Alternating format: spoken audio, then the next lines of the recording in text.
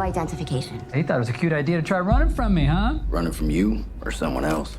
If I don't walk out of here before tonight, there'll be no building left for me to walk out of, and there'll be no town left for you to watch over.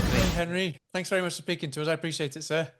Yeah, no, thanks for taking the time. No, so yes, I mean it's a great kind of. It felt like a really great throwback movie, kind of to these typical action siege movies from the 80s. But I mean, I imagine that was something that really kind of you appreciated, especially kind of coming from that time period. That must have been good to kind of get back into these rough and gritty thriller movies. You know, it's kind of set in that kind of time period, or it felt like it was set in that time period.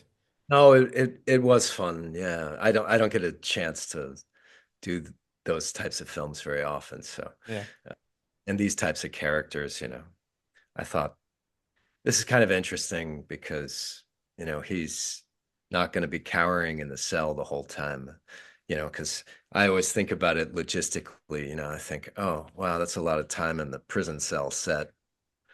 That's a lot of night shoots, things like that. But it was a fun project to work on, and I like doing the action sequences because I haven't had a lot of experience doing them. And yeah, it was really fun. Was it easy to dip into those and kind of wet your feet?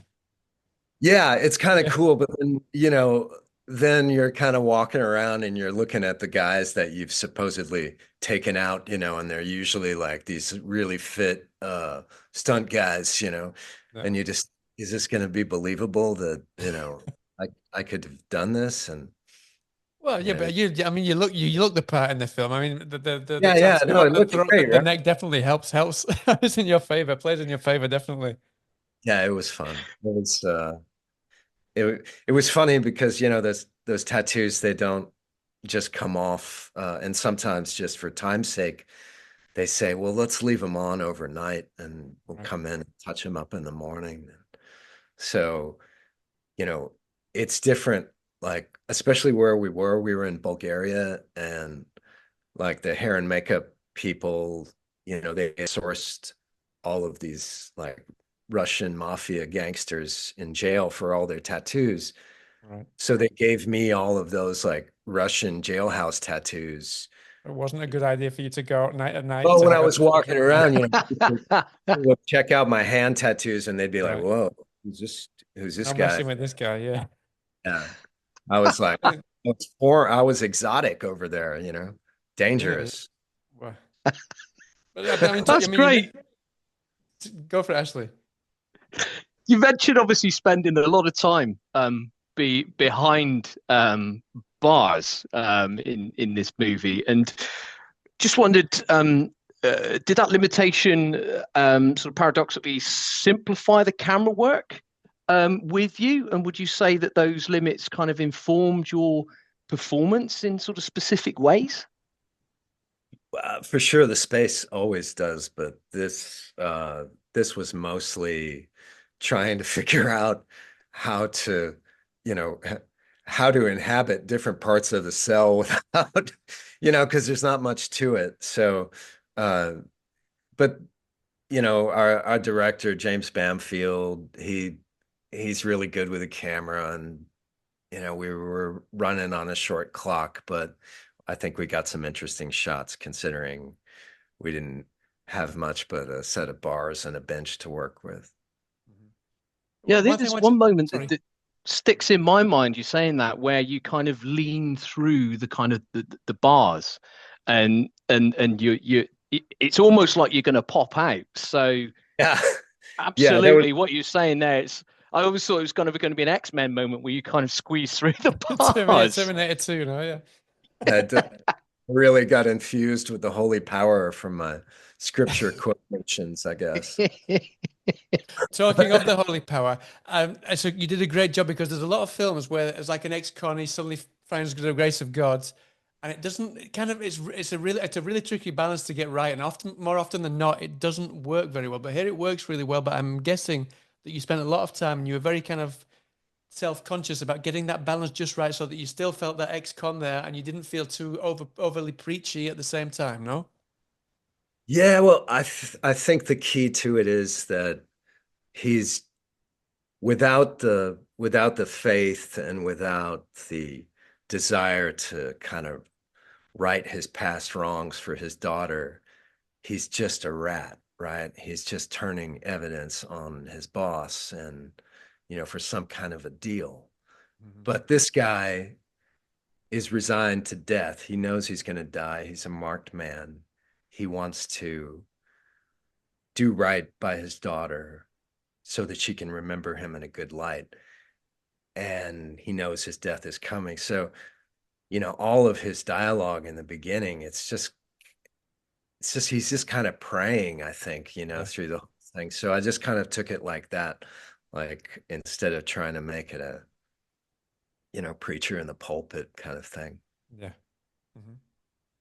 Actually, speaking of preachers, it's interesting that you're playing this guy that's sort of discovered God, because understand that you're going to be playing a pastor in Due West, which is coming out Right. after High Ground, and obviously you were on Midnight Mass as well. How have these sort of experiences helped shape your approach to kind of subsequent sort of religious related roles? Well, personally, I don't really, believe in any of it, but I've gotten to know a lot of people, in researching these roles. I've gotten to know a lot of like pastors and priests and people from across the denominations of Christianity and also like just internationally, like people of faith. It's a different animal, and I've gained a lot of respect for it, but I'm also very wary of it because I think a lot of problems kind of stem from organized religions. But like anything, I guess it can be good and it can be bad depending on how it's pursued, I suppose. Bit of a tightrope. yeah. It's a tightrope. Hey, look at the Middle East. Yeah. Exactly. Yeah. Howard? I mean, No, yeah. the thing So sorry. is, oh, I'm sorry. The thing is, it's like we we have a need and we have a tradition. Some of us, we have like it's a desire to believe in something else, right? I think it's a fear of mortality, but but it's also it's tied into so many other things, and it becomes intrinsic to people. So I think it's fascinating, and then I mean, like I said, without faith for this guy that I'm playing, he's just a rat, but somehow having faith and doing something for for his daughter, it makes him a noble character.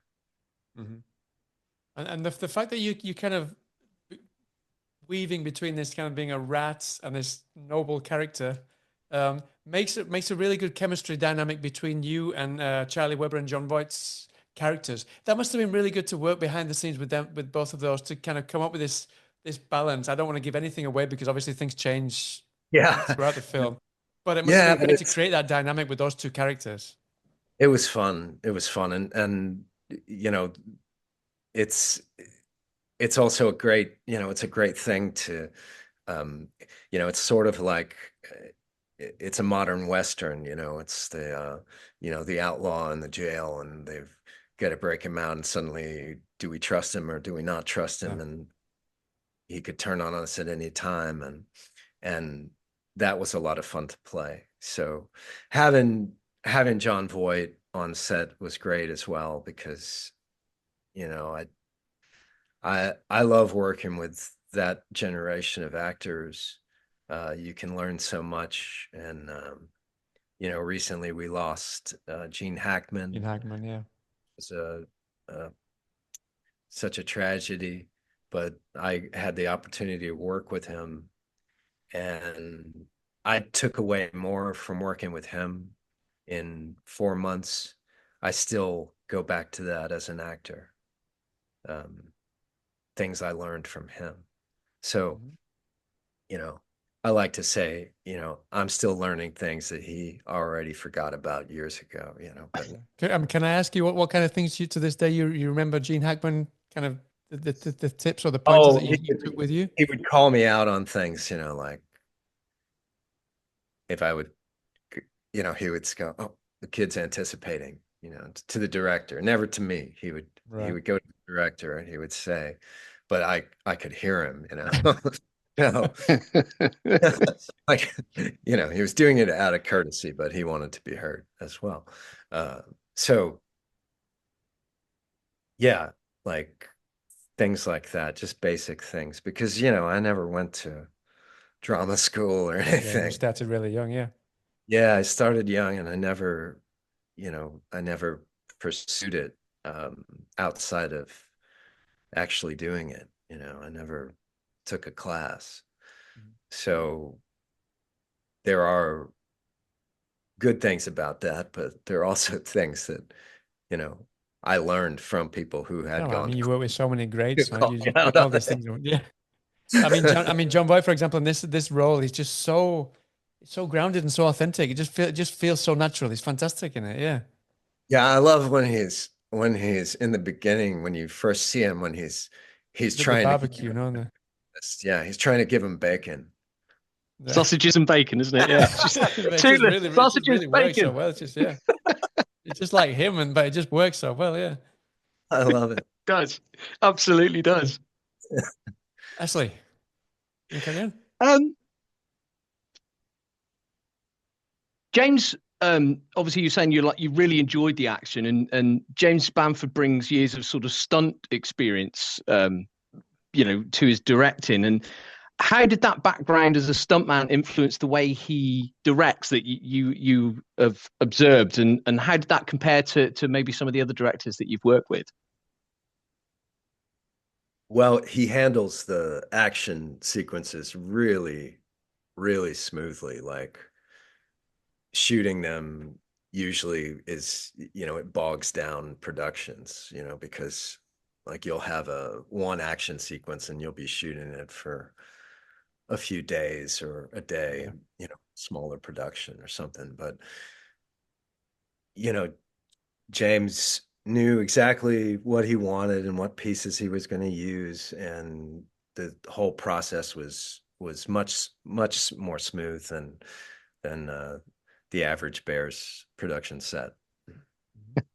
I was quite surprised. I mean, talking to the action, I was quite surprised how brutal and how violent and how much destruction we get to see. I mean, it's quite a small movie that you've made there, but it's the production value is huge towards the end. Obviously, again, I don't want to give anything away, but there's some real gore and violence and destruction towards the end. That must have been really, really fun to get to play as well. It's something that you don't often do now.